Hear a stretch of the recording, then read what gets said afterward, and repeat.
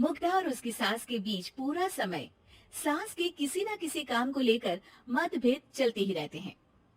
बहू, ओ बहू, जरा चाय बना दे। मुग्धा चाय लेकर आती है। ये लीजिए, और कुछ चाहिए? अरे नहीं, बस चाय पीने का मन था। जाओ, तुम दूसरा काम करो। चाय पीने के थोड़ी देर बाद सास दोबारा मुग्धा को आवाज लगाती है। अरे बहू रे, आओ बहू, जरा हलवा तो बना दे, मीठा खाने को मन हो रहा है। इसी तरह मुग्धा की सास पूरा समय कोई ना कोई काम बताकर उसे रसोई से बाहर तक निकलने नहीं देती। कभी चाय, कभी हलवा, कभी पानी तो कभी दूध, हर समय खाने को चाहिए और उसके लिए अपने हाथ तक बिल्कुल नहीं लाने। परेशान किया हुआ है इन्होंने। सास की जबरदस्ती परेशान करने की आदतों से दुखी मुग्धा एक शाम सचिन के साथ अपने कमरे में बैठी हुई बात कर रही होती है। सुनो जी, मम्मी जी की ये जानबूझकर मुझे परेशान करने की फरमाइशों से मैं बहुत फ्रस्ट्रेट हो चुकी हूँ। पूरे दिन में एक सेकंड का आराम नहीं मिलता। रसोई से बाहर कदम रखती नहीं कि बहू ये बना दे, बहुरी वो बना दे। अरे इनकी फरमाइशें चलती ही रहती है। अरे मुग्धा, माँ खाने की शौकीन है, पर उम्र हो चली है, खुद खाना नहीं बना सकती, इसलिए तुमसे बोलती है। अरे तो शौक भी उम्र देख कर रखने चाहिए ना। समझ में नहीं आता, हर समय फेविकॉल का जोड़ लगाए सोफे से चिपके बैठी रहती है। इतना सब डाइजेस्ट कैसे हो जाता है उन्हें? अरे तुम मेरी माँ से इतनी नफरत कैसे कर सकती हो? मैं उसे नफरत नहीं करती जी, बस परेशान हूँ। जहाँ मुग्धा अपने पति से ये सब बोल रही होती है, वहीं उसकी सास भी कमरे के बाहर दरवाजे से कान लगाए सारी बातें सुन रही होती है और अगली दोपहर रसोई में मुग्धा के पास जाती है। बहू, आज ना मेरा कुछ मसालेदार खाने का मन है। तो चाय बना दूं? मुझे बहुत पसंद है। अरे ना, ऐसा कर लिट्टी चोखा बना ले। और हाँ, जितना मसाला बातों में मिलाकर पति को सुनाती हो ना, सब्जी में भी वैसे ही डाला करो, खाना स्वादिष्ट बनेगा। सास की बात सुनकर मुग्धा हैरान रह जाती है। मतलब आप पूरा समय मुझ पर हुक्म चलाने के साथ बंद कमरे में हुई पति पत्नी के बीच की बातें भी सुनती है? अरे बात जब मेरी थी तो सुनने में क्या दिक्कत है? ये कहकर सास वहां से चली जाती है। अरे अब तो हद पार हो गई, इस तरह से तो ये मेरा जीना मुश्किल कर देंगी। मुग्धा सास की हरकतों से परेशान उसका हल सोचने लगती है और इसी तरह कुछ दिन बीत जाते हैं, जिसमें सास का जन्मदिन आता है।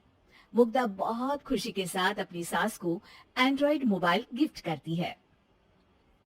मम्मी, आपको सबसे बात करने के लिए बहुत दिक्कत होती है ना? कभी सचिन तो कभी मुझे बोलना पड़ता है, पर इस मोबाइल से आपको कोई दिक्कत नहीं होगी। एक जगह बैठे बैठे बहुत कुछ कर सकती हैं अब आप।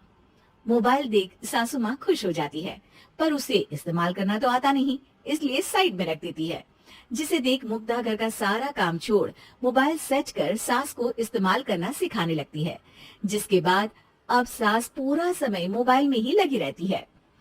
हाय, जब से मम्मी को मोबाइल मिला है मेरी लाइफ में कितनी शांति आई है। अच्छा है, इसी तरह बिजी रहे तो मैं भी सुकून की जिंदगी जी पाऊंगी। अब मुग्धा जब मन करे काम करना, जैसा चाहे वैसा खाना बनाकर खाना, पूरा समय रिलैक्स और खुश रहने लगती है। क्या बात है, आजकल तुम बहुत चहक रही हो।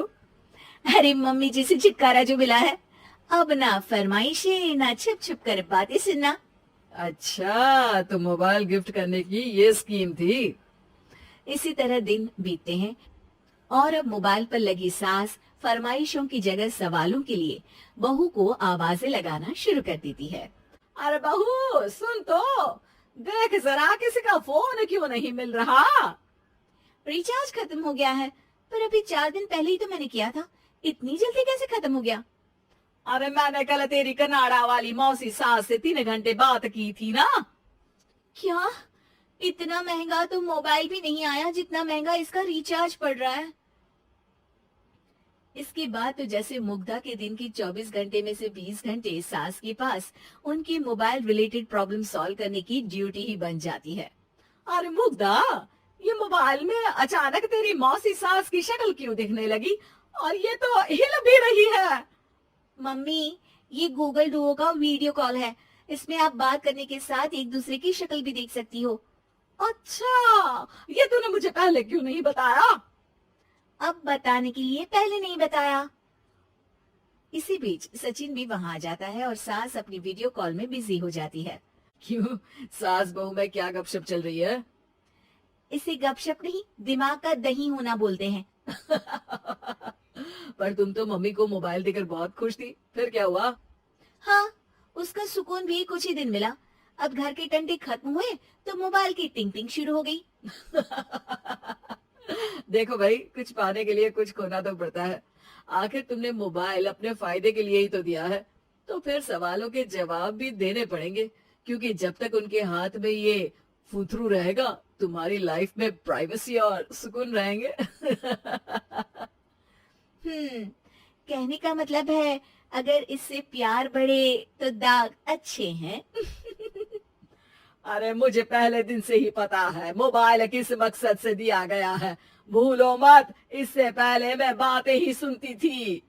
सास की ये बात सुनकर मुग्धा शॉक में और सचिन हंसता रह जाता है।